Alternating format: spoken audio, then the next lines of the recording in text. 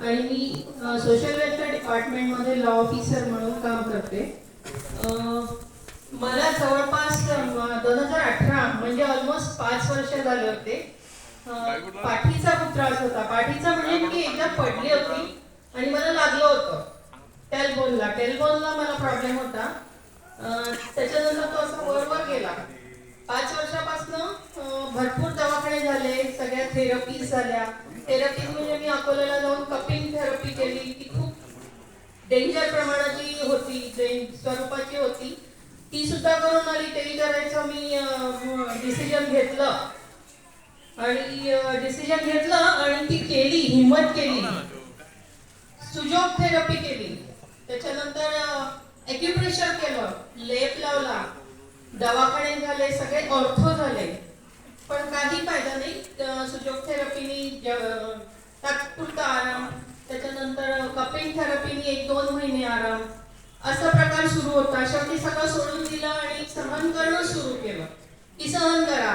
Doctor prescribe करत होते आणि रेफर करत होते की बेड रेस्ट करा, पण ते काही शक्य नव्हतं. Being a lady, working lady, आपल्याला काही ते शक्यच नाही की फ्रंट बेंड हे करू नका, बेंड होऊ नका, वाकू नका, दड उचलू नका, हे प्रकार सगळे. पण ते काही आपल्याला टाळता येत नाही, ते तर करावेच लागतात. मग सगळं सहनच करणं सुरू होतं. गणपती झाले आणि गणपतीच्या दुसऱ्या दिवशी किशोर भाऊ यांना भेटले, किशोर भाऊ गेडाम, ते यांना भेटले आणि त्यांनी सांगितलं असं असं प्रॉडक्ट आहे. यांनी मला येऊन सांगितलं, इच्छा काही झाली नाही. म्हटलं खूप झालं आता, काही म्हणजे हरले होते, निराश झाले होते, पण म्हटलं चला एकदा स्वामी समर्थांची कृपा असेल की पॉझिटिव्हिटी आली, म्हटलं चला हे घेऊन बघू. आणि दादा आले, किशोर दादा आले, त्यांनी 15 दिवसाचं औषध म्हणजे 20 दिवसाचं औषध घेऊन घेतलं. सुरू केल्यावर तिसऱ्याच दिवशी मला असं एकदम रिलीफ वाटायला लागलं. मी म्हटलं हा काय चमत्कार आहे. मी यांना म्हटलं याच्यात नक्की पेनकिलर आहे आणि स्टिरॉइड पण आहे, हे मला काहीतरी साईड इफेक्ट करू शकतं. पांडेकर सरांना कॉन्टॅक्ट केला. पांडेकर सरांनी एक व्हिडिओ पाठवला डॉक्टरांचा, तर त्यांनी सांगितलं की हे क्लिनिकली टेस्टेड आहे. मलाही असंच वाटलं होतं की त्याच्यात हे आहे काय, पेनकिलर आहे, स्टिरॉइड आहे, पण त्यांनी त्यांचा अनुभव सांगितला. ते स्वतः कार्डिओलॉजिस्ट असून त्यांनी 1 वर्षात काहीतरी 11 महिन्यात 1 कोटीचं औषध सेल केलं, सगळ्यांना फायदा आहे. मग माझा विश्वास बसला आणि मी विश्वासाने आणि पॉझिटिव्हिटी ठेवून ते औषध घेणं सुरू केलं. आज 3 महिने होतात आणि हे औषध घेते आहे. सगळे म्हणतात, मला माझे मिस्टरही म्हणतात की आता तू कमी कर, थांबव, पण मी ते थांबवत नाही. त्यांना म्हणते नाही हो, मी कमी केलंय, पण माझं रेग्युलर घेणं सुरू आहे. मध्ये 1 पुडी सुरू केली होती, पण म्हणजे आता त्या विश्वासावर, ह्याच्यावर विश्वास इतका बसलाय, ते आवडायला लागलाय, ते घेतल्याशिवाय होतच नाही. पण आता मी ठरवलंय, आता 3 महिने झाले, थोडं हळूहळू कमी करू, कारण खूप आराम आहे आणि खूप फ्रेश वाटतं. दिवसभर एनर्जी राहते.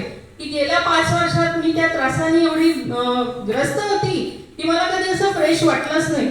मिस्टरही संध्याकाळी आले की तारीफ करतात, अरे वा तू अजूनही फ्रेश दिसते, ते आणखीनच चांगलं वाटतं. आणि ते कॉम्प्लिमेंट सगळ्याचे असतात आपल्याला.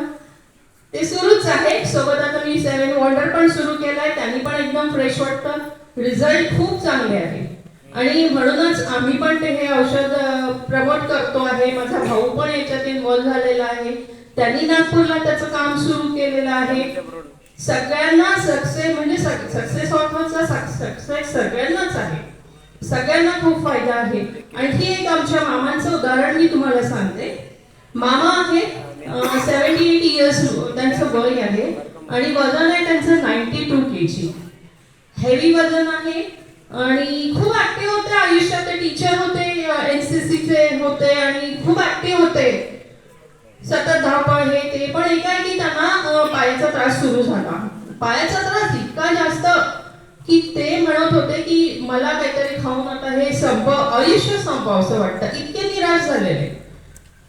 ते आता आम्हाला 7 तारखेला आमच्या फॅमिलीमध्ये लग्न असताना भेटले. ते म्हणाले लग्नात जाताना पेनकिलर घेऊन जायला लागतं. इतके पेनकिलर खायचे की मेडिसिनवाला म्हणाला, फार्मसीवाला की काका तुम्ही घेऊ नका, तुमच्या किडन्या खराब होऊन जातील. पण मग आता आम्हाला ते भेटले, खूप वर्षांनी भेटले मामा. पण त्यांचा त्रास पाहून यांनी त्यांना ते औषध दिलं, त्यांना एक बॉक्स देऊन दिला. मामा अर्धी अर्धी पुढे ही घ्या. मामांचा तिसऱ्या दिवशी फोन आला. मामा म्हणतात, विजू मला पहिल्याच दिवशी 15% तरी आराम झाला, मी रिलॅक्स झोपलो आणि माझ्या पायात वगैरे अकड सगळी गेली रे.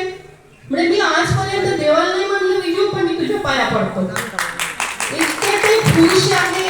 ते म्हणे की तू मला हे औषध नसतं दिलं ना तर 2-3 महिन्यांनी म्हणे माझी पत्रिका तुला आली असती, मी इतका वैतागलो होतो.